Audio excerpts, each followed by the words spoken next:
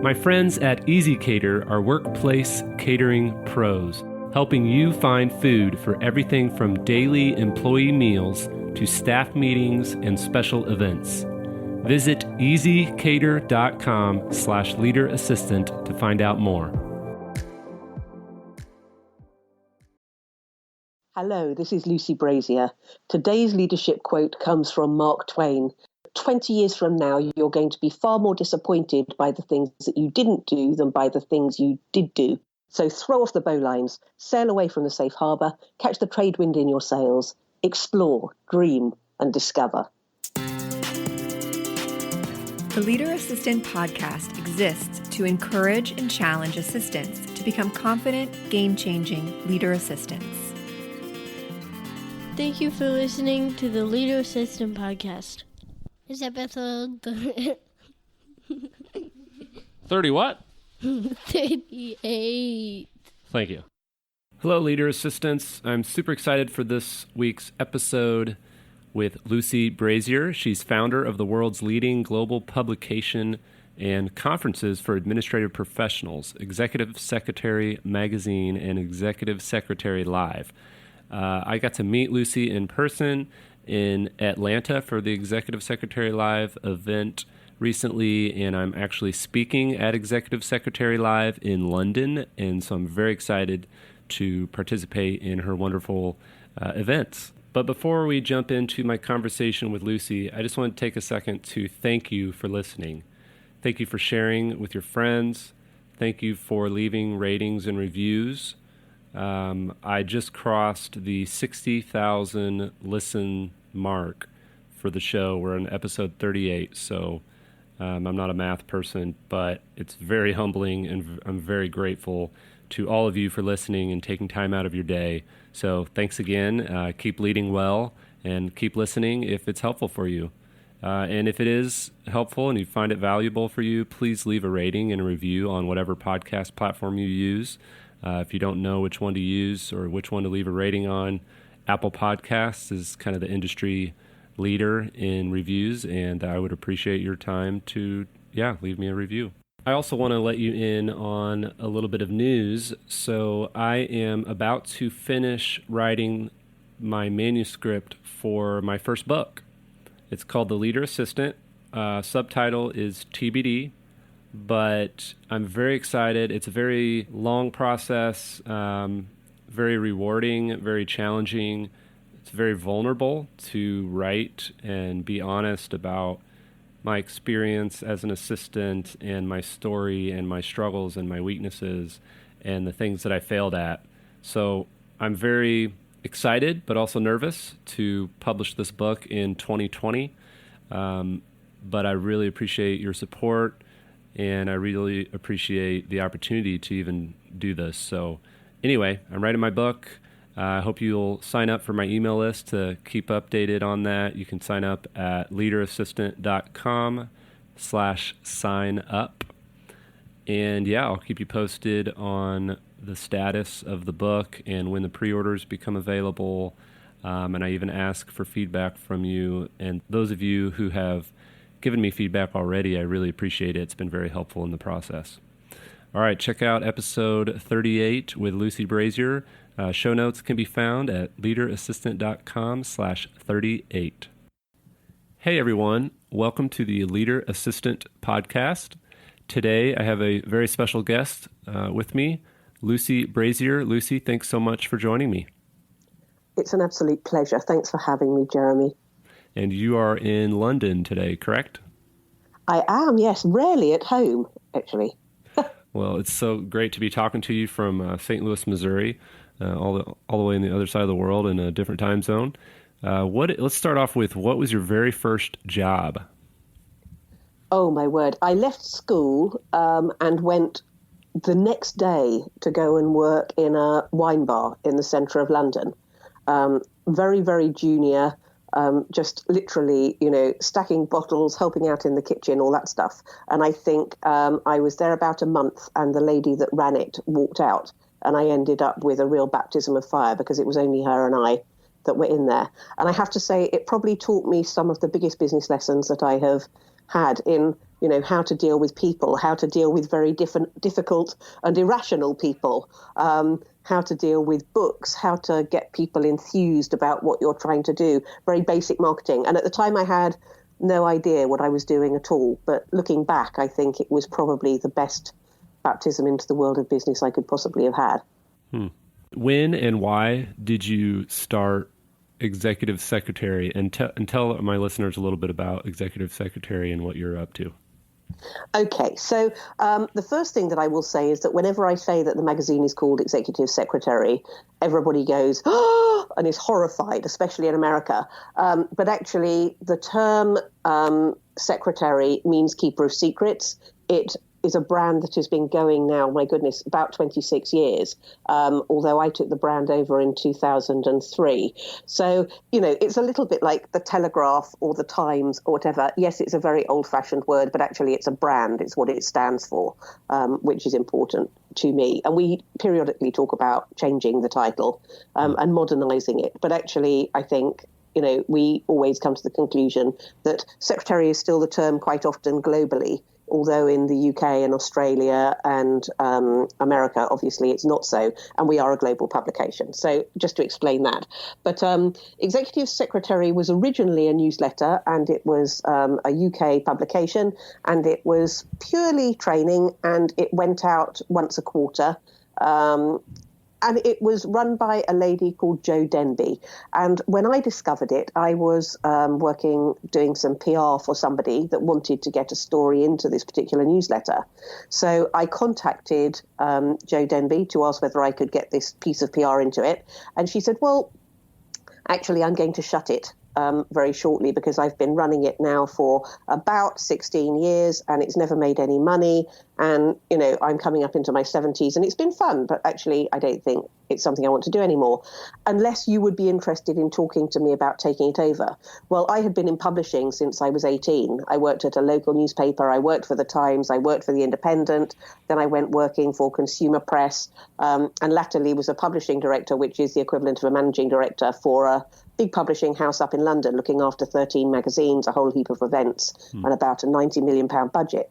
So, her offering me that, I went and had lunch with her in Devon, which anyone who knows the UK will know that from London to Devon is about 5 hours. And at the end of that meeting, she said, I think you're absolutely the right person. If you'd like it, you can have it, but you have to promise me you'll never have advertising in it and you'll continue to run it for the subscribers that have paid so far. So I ran it as a newsletter for several years. And then in 2010, I burnt out and found myself overnight going from a six-figure salary to zero. And between us, my husband and I have 7 children. I have 3, he has 4, and sitting there like a deer in the headlights thinking, what am I going to do now? We had long conversations about the fact that actually maybe this was a good plan and something that I could do from home that would give me work-life balance, ironically enough, considering the way that it's gone. But, I at that point launched it as a proper magazine, which is what I'd wanted to do since I'd owned it in 2003. And then the rest is history. Wow. So tell me a little bit more about your burnout and maybe how that kind of happened or what you've done to prevent that from happening again. Well, I think I'd worked pretty much non-stop since I was 18, and I've always had a bit of a mad work ethic, and I was relatively young, I guess. I was doing a job where I was on a train at 7 o'clock in the morning. I was very rarely home before 10 o'clock at night. We had these 7 kids, ranging in ages from about, well, how old would Sam have been then? Sam must have been about 12, my youngest one. And Danny, my eldest one, is only 8 years younger than me, but they were all living with us. So, huge job, no time to think. And we had just done year end. And I walked into the office one morning, looked at the computer and just thought, I can't do this anymore. And I lost about 27 pounds in the space of a couple of weeks and was really very unwell indeed. And the doctor said to me, you just won't work at that level again. But I actually think it was as much about the politics as anything else.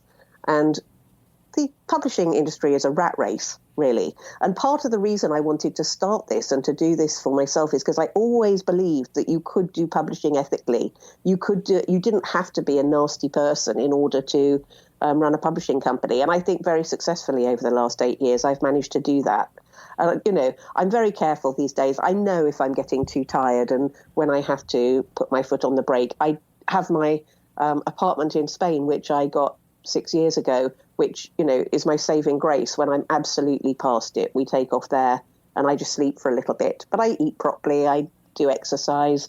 And there's a reason why those top executives do go and do exercise and are rigorous about their diets and all that kind of stuff. And it's because it rids them of the stress. So I just think I have a much better work-life balance now, despite the fact I spend most of my life running around the world delivering training. It doesn't feel like a job. It feels like something that I'm absolutely passionate about. And I feel very blessed to be able to do it.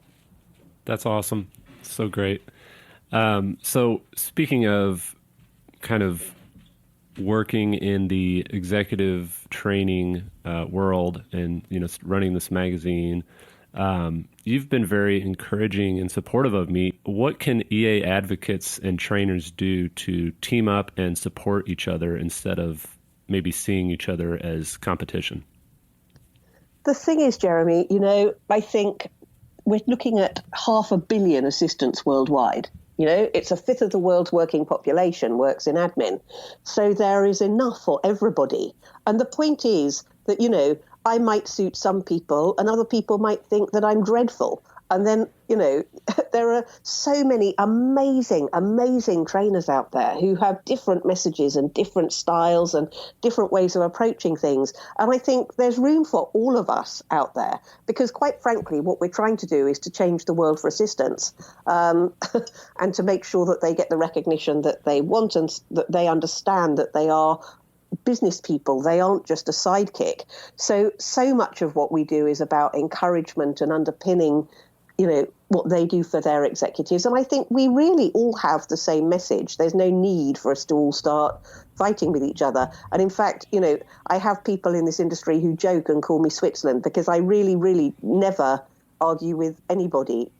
People occasionally have arguments with me, but I think, my approach is always, well, they can't have a war if I won't fight. So let's just keep doing what I'm doing to the best of my ability. And always, if anybody wants my help with promoting anything, I had a meeting with somebody this week who started a new show for assistants, and they were saying, where is the line where you feel like I'm crossing the border and I'm becoming competition?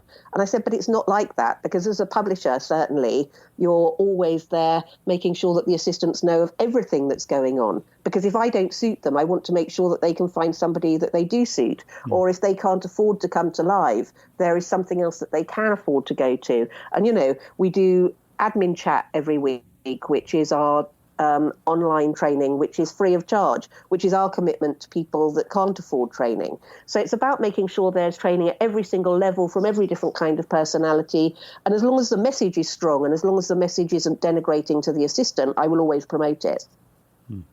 That's great. Well, we appreciate your support, definitely. Thank you. You travel all around the world and you're teaching assistants in different countries. Have you noticed any differences in maybe United States assistants versus UK or elsewhere? I think there's the very obvious stuff, like the fact that there are so many different job titles, and that all gets very confusing. We've come across 162 job titles in this market so far. Wow. And, to give you an example, in the UK, the two major titles are PA and EA. So a PA is a personal assistant and EA is an executive assistant. But the PA in the UK is the equivalent to an AA, to administrative assistant in the States. And in the UK, a PA is lower than an EA. In Australia, an EA is lower than a PA. In Europe, you've got management assistant. So you can see that is all very confusing before we start. And the problem is that then we get into real issues around career progression because nobody is quite sure how you get from one stage to another and what that actually means. But maybe we can talk about that in a bit. But really, I think where we do come across situations where maybe countries aren't as advanced as others, it's more often than not about the role of women in the country.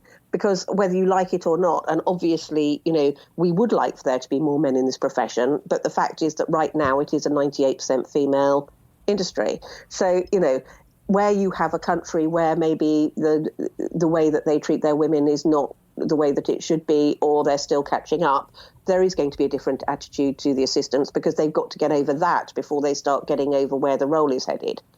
But then, sometimes I'm absolutely blown away and really pleasantly surprised, and my perceptions are really challenged. So, as an example, I trained in Uganda 2 years ago, and when I was going to Uganda, I was thinking, okay, so my course is really quite high level. There's quite a lot of MBA type stuff in there, and is it going to be too much? Let's do the first couple of hours and see how we go. And actually, when I got into the room, we looked at, out of 25 people in there, 16 of them had degrees, 5 of them had MBAs, and 1 had a PhD. So the laugh was on me, It's, but they get the value of education. So I think the States have got some amazing assistants. I think it's got some rubbish assistants too, but I think it's pretty much like that everywhere in the world. Yeah. The issues are certainly the same, Jeremy, actually. The issues about trying to forge our way through is absolutely the same. And I think that's exciting. I think, when I first started this journey 8 years ago, and I started traveling, I was meeting pockets of people all over the world who were doing their thing and really doing amazing things in their countries. But really, they didn't ever talk to each other.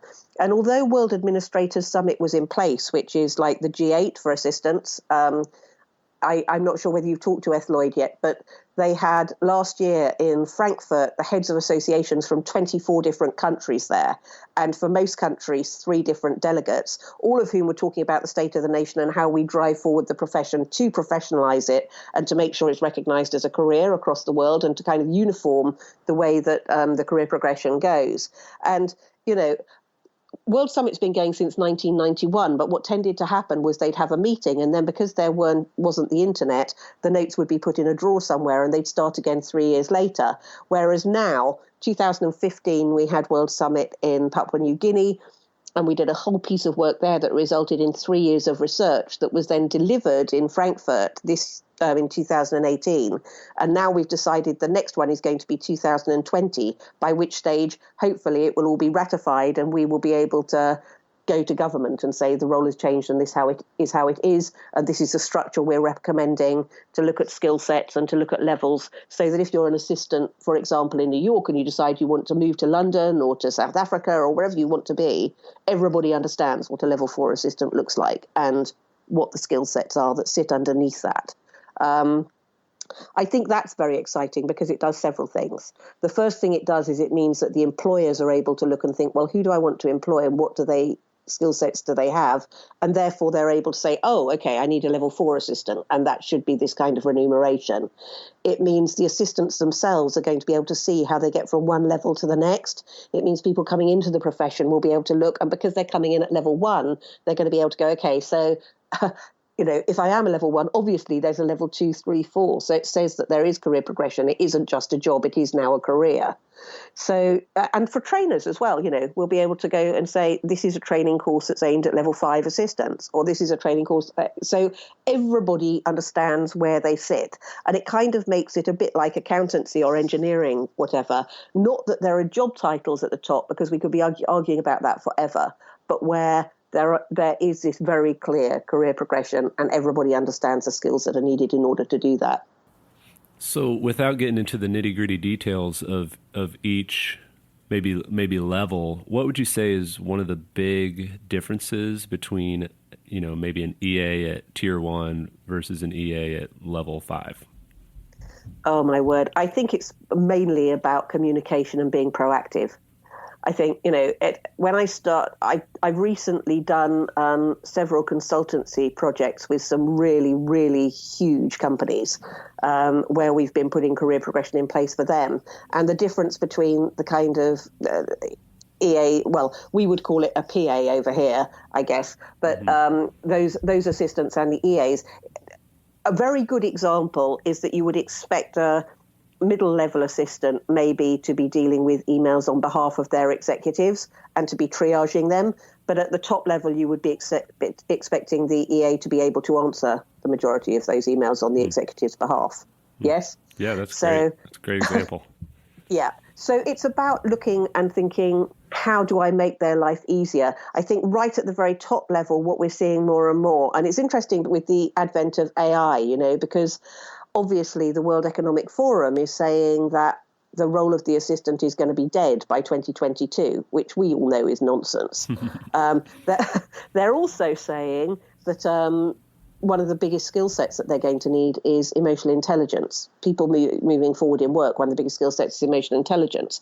And we proved 2 years ago in a piece of research we did with Avery, that assistants have on average 18% more emotional intelligence than anybody else in the office. So, I think moving forward, certainly with this consultancy we've been doing, we've been looking at how you take the task-based things and maybe build a team that does the task-based stuff. Because if you are able to automate, if you're able to do something the same way twice, it's going to be able to be automated, right? So eventually that task-based stuff will go to AI. It already is starting to. But that's great because in some ways it frees up the assistants to be able to deliver more return on investment for the company. And to me, I'm forever saying when I'm doing my training, you are employed by your executive to make sure that they are absolutely the best they can possibly be. However, you need to understand that you're employed by the business to do that, not by the executive. So think about that. What does that actually mean? What it means is that the business is paying you a salary to look at every single hour that your executive works and to make sure that they are working that hour to the most efficient and most cost-effective way so that the business gets the most out of the salary they are paying them. Does that make sense? Yes. Yeah. Yeah. Yeah.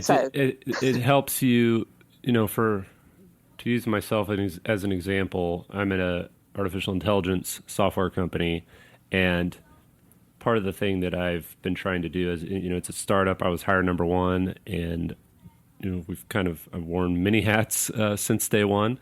And part of what I'm trying to do is think, okay, not only how can I help be proactive with my executive's calendar and really make sure that he's spending every hour at the highest, effectiveness and productivity for what the company needs to do, but what can I do to drive our sales? What can I do to bring on more investors? What can I do to help the overall team be more efficient? Because the ultimate goal is to build a great company and succeed as a company. And so if I'm helping directly impact that while supporting my executive, then that's, there's no AI that's going to be able to replace me.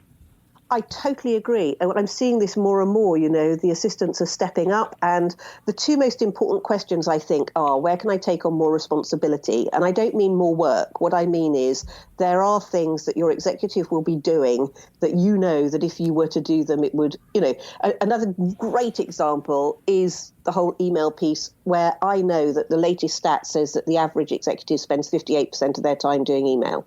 Yes. Mm-hmm. So that's absolute nonsense. If your executive is saying, no, I want to do my emails and I'm not going to let you into them, if an assistant triages those emails, you can take it down to maybe 12 to 20%. And if you're timesing that by their salary, that's dropping directly to the bottom line.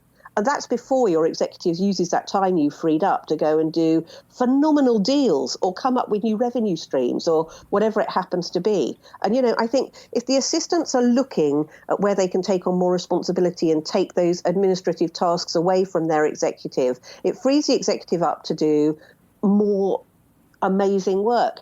And it's been proven that if an assistant is taking more high-skilled roles on, that always drops to the bottom line and to the productivity of the business. The other thing I would say is that they should be looking at where they can add more value.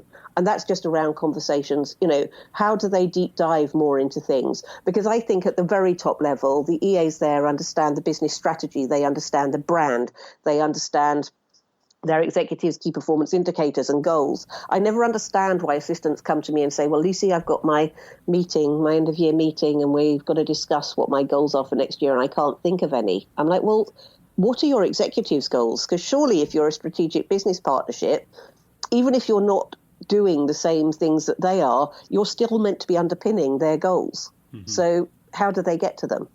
Yeah, that's great. That question gets brought up a lot, and so that's a great It answer. does.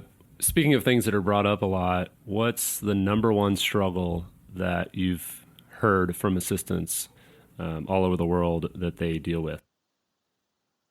Oh gosh, there are so many. There are so many. I think it's we're getting better, but I think recognition is the first thing, and disrespect, and people not understanding what it is that they do. I honestly believe that if the executives were to use their assistants properly, you could change the economy. Mm-hmm. You know, Yeah. and whenever I go and teach them, they come out going, "Wow, that was so amazing! Please come back and talk to our executives." And actually, that's becoming more and more prevalent. I think that's where we need to be as trainers, as much as talking to the assistants now. I think the assistants are really starting to get it.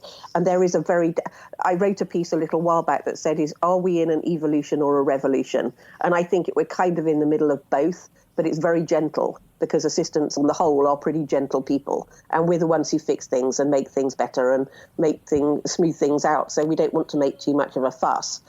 But actually, it needs doing. And I think that's the number one thing for me. It's about the skills stuff. You know, you're either going to want to be one of those EAs that is 24/7, full on driving the business, all the stuff we just talked about, or you're going to want to be a middle management assistant, because that's the other thing. When Lehman's went bang 10 years ago, and the assistants, they got rid of all middle management and then went to the assistants and said, can you help us out just for a little period of time?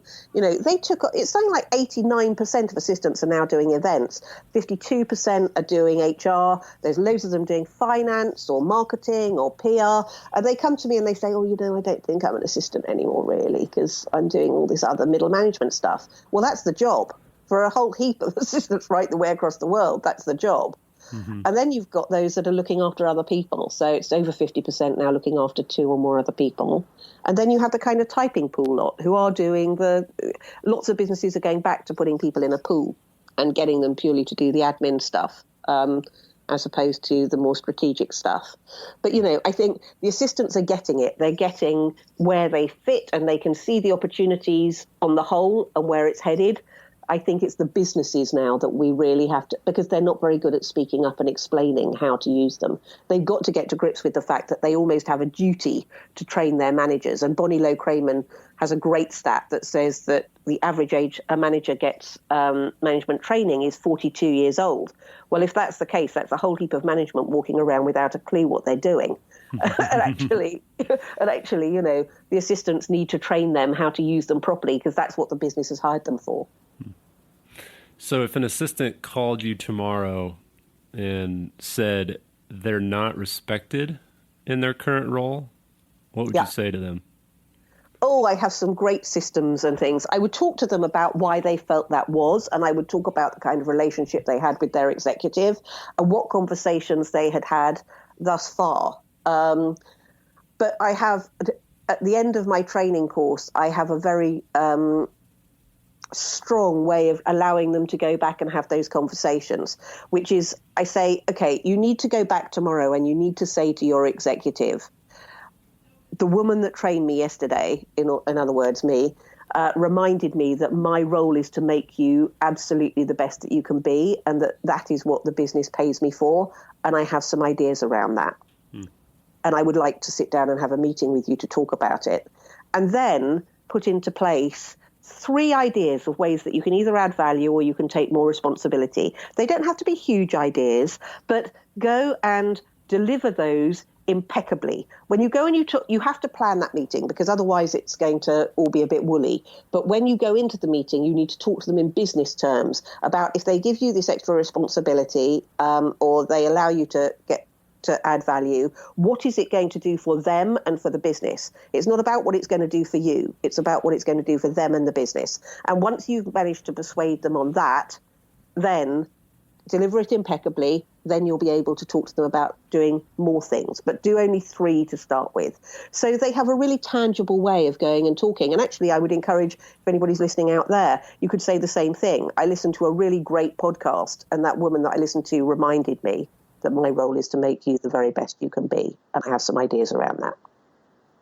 That's great. And I think one thing that's going around in the marketing world is this idea. I think Donald Miller at StoryBrand talks about this, but it's this idea that we as businesses are not the hero, but our clients or our customers are the hero, and we're simply the guide that's helping the hero, save the day. And so I love that. I've kind of just now tied that, listening to you talk, I just tied that to the role of an assistant. And I've always thought, okay, the assistants should not be high ego. I'm kind of the hero in this story. It's more, I'm the guide that's supporting my executive. And if you see yourself in the more of a servant leadership role, you're not going to try to use your executive to get the spotlight or to get your career gains, but you're going to actually be elevated to a higher level of an assistant by serving and helping them and guiding them along the way. And so every superhero movie, every good story has a hero, but then there's a point in that story where the hero needs a guide to come alongside them. And that's kind Absolutely. of how I see that with assistants too. I think so too. And I think that if you're intending to be the one who's the hero, this isn't the job for you. Right. Having said that, what I would say to you is that all our research says that it isn't about being some subservient sidekick either. Right.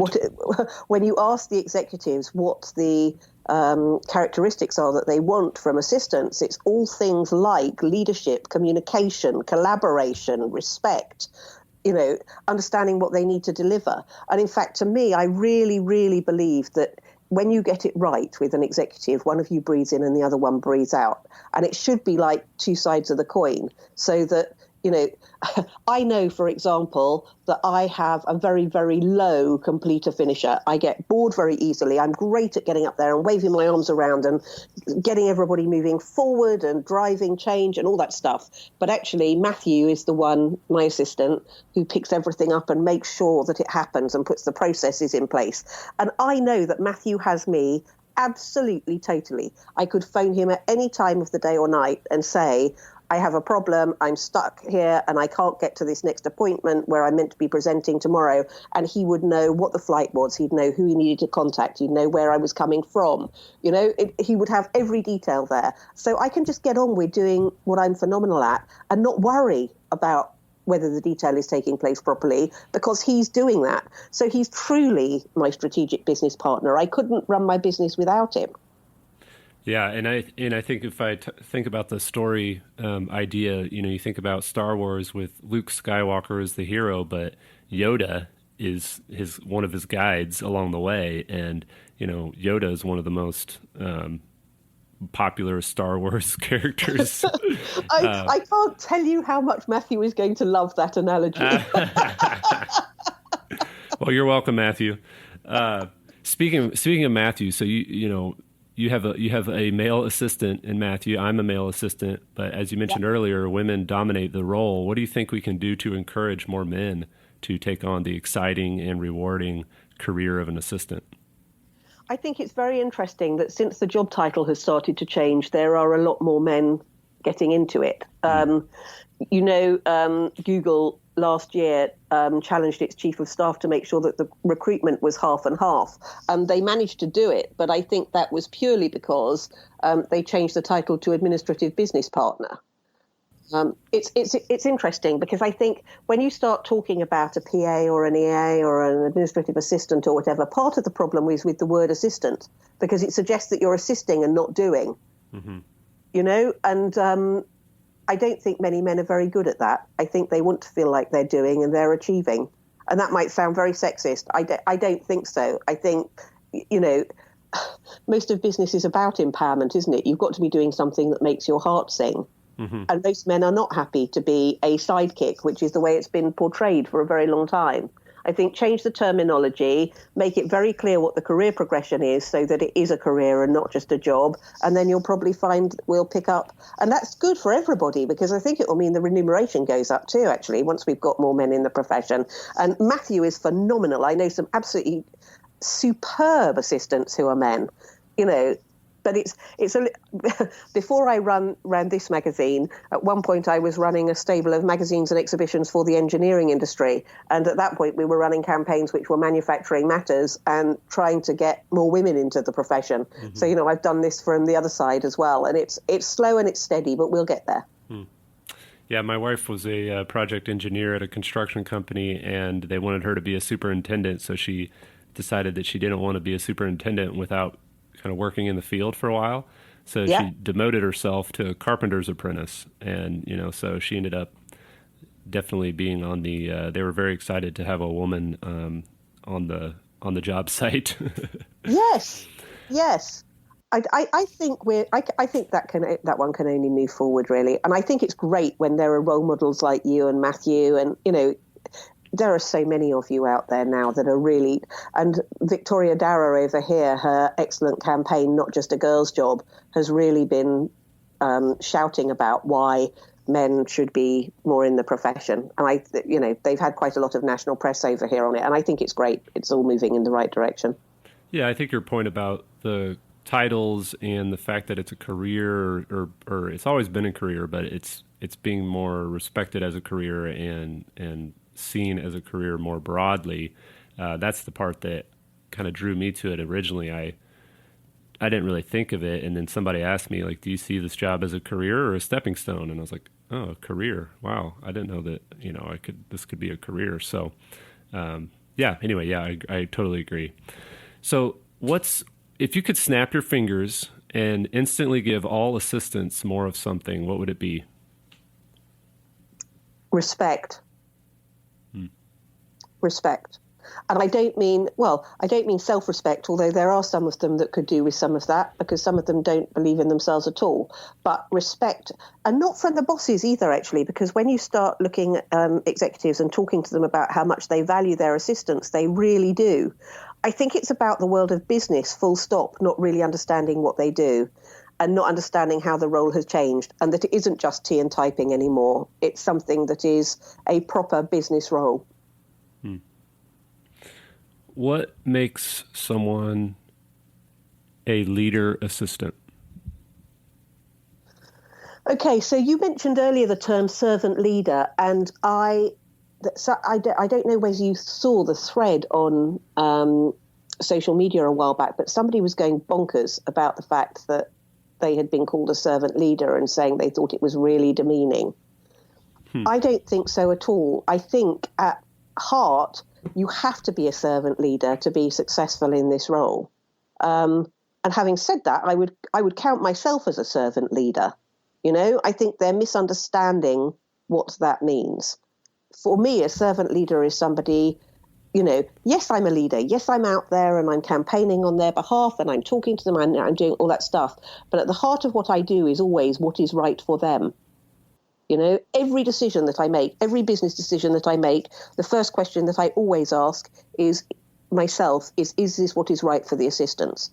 Not what's right for me or for the business or for the people we're trying to do business with, but is this what's right for the assistants? That is a true servant leader. If they are looking at their executive and they are thinking, is this what's right for the business and what's right for my leader, then that is how I think you get to be exceptional and to really lead, because if you get to a point where you can do that properly, the trust is there, and that's when you get that two sides of the coin, breathe in, breathe out relationship, and that's where you then get to have autonomy and you get to have that structured communication, which leads to being able to have your place within the business and at the table. And Veronica Cochrane, who is the current CEO of IAAP, did that brilliant speech at Summit last year.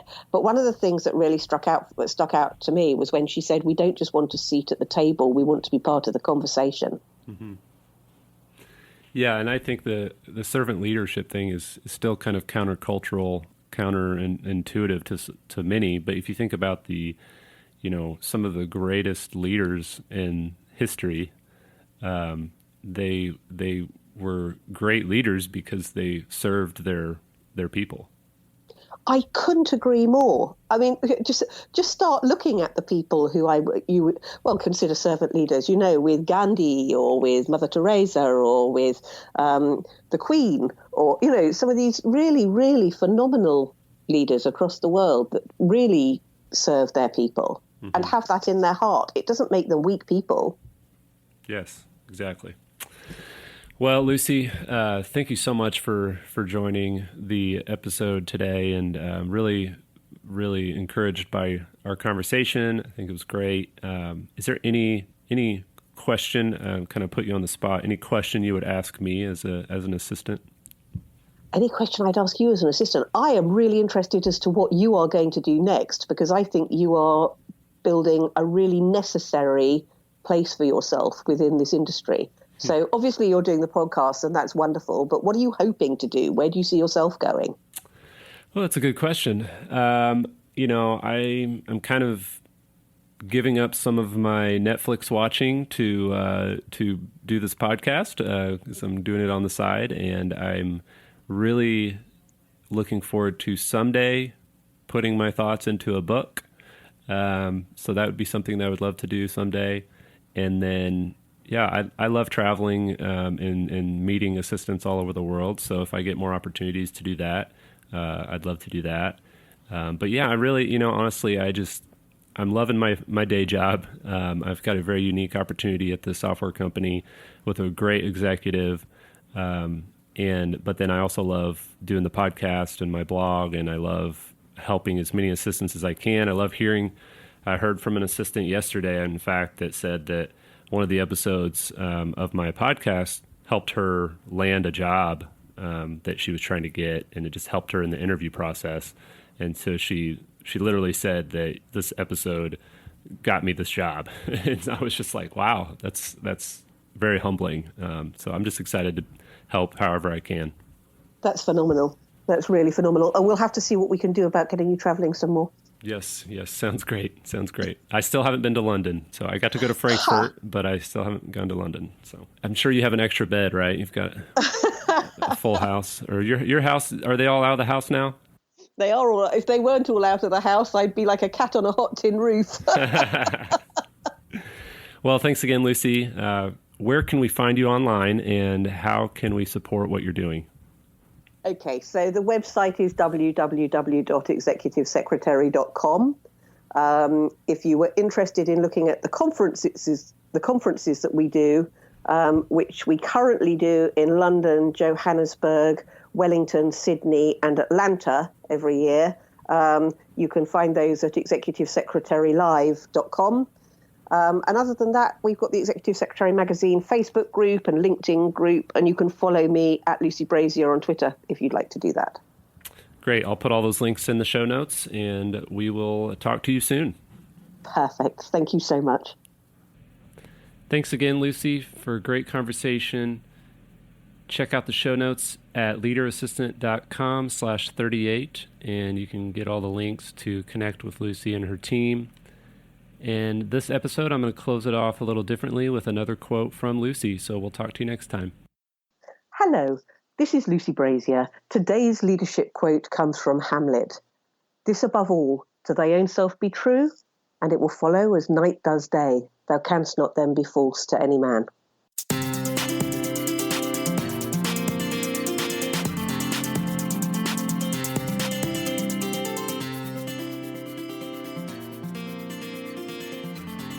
Please review on Apple Podcasts. GoBulls.com